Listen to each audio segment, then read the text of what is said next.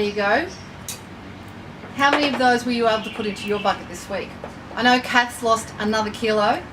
That's around about another kilo. So we tip that into our other container that we're going to put into our weight resistance bag. The amount of weight, that we've lost. Good job. Keep it going. You're in week 9 now. You've got one more week to go. You've done an amazing job. I want to tell you a story about something that happened to me not long ago. I went to race at Hamilton Island. It was amazing. It was so much fun. But the team that I was paddling with came second. We came second in a 42 kilometre race by 40 seconds. It's not very far. And when you break that down, it's equivalent to 1.4 seconds every kilometre. There's 6 people in the boat. And everyone, when we discussed this, said, well, I could have done this and I could have done that, and what if we'd done this? And all of a sudden, after the race, everyone started remembering what they could have done to get across the line an extra 40 seconds in front.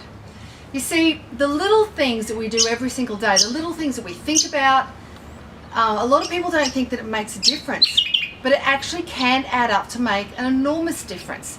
People think it doesn't matter. People think you can get away with it, that it doesn't matter, but it does. The next part of this story is another story that I read in a book, and it talks about, it's called The 2-Minute Warning, and it talks about 2 football teams, and they're playing, one team is winning, one team is behind.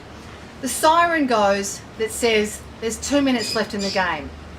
Well, the team that was losing knew that defeat was imminent, and so their level of intensity, their teamwork came together, and they started yelling and encouraging each other, and they started playing like real champions. But they couldn't get there, they couldn't win, because they left everything too late. The 2-minute warning means don't leave things too late. Don't leave it to the point where you can't catch up, you can't make a difference. And so it is with our lives as well. We spend the first 20 years of our life in a family that looks after us. Basically, we don't really make all the choices there. You know, we're governed by what our parents do for us. But the next 20 years, from 20 to 40, are really important years where those 20 years and how you live those 20 years can set you up for the next 20 years. Were you an athlete between 20 and 40? Were you someone who was heavily drinking and smoking and eating all the wrong things and going out and not getting any sleep, and then you got married, then you had kids, and then the weight piled on, and then you got depressed, and then you had more kids and financial worries, and everything got too much, but you didn't look after yourself.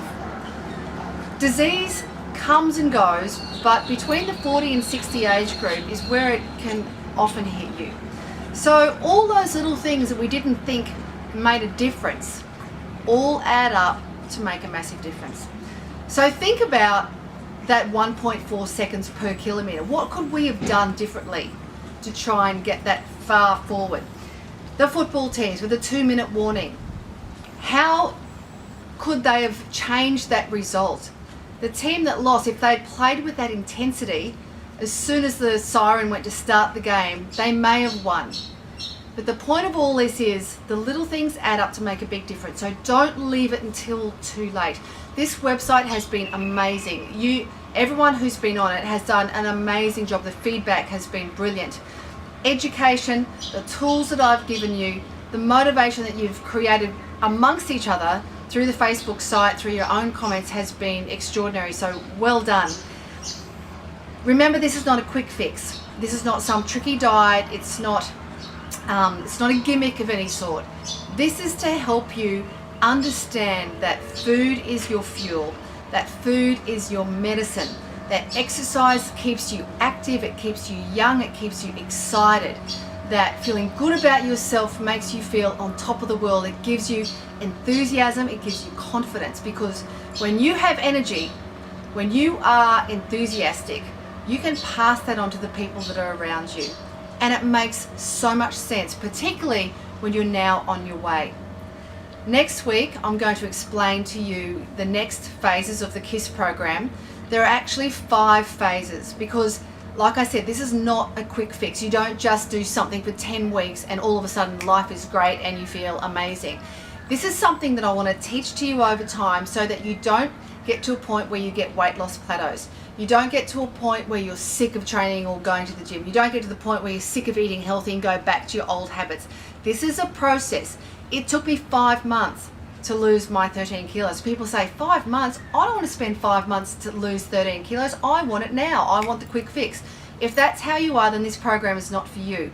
But if you are interested in having an amazing life, a balanced life, and being able to maintain and sustain an active life with good healthy eating so that you can still play tennis and go surfing when you're 80 or 90 years of age, then this is the program for you. You've got 1 week to go, and I want you to keep on filling these buckets up. Take it from here, put it into here. Keep your eye on the ball, keep excited, and stay with the program, because I can tell you, because I know there's some really, really exciting things coming up. So stick with me and we'll go places. So I hope you have a fantastic week, and I'll see you next week.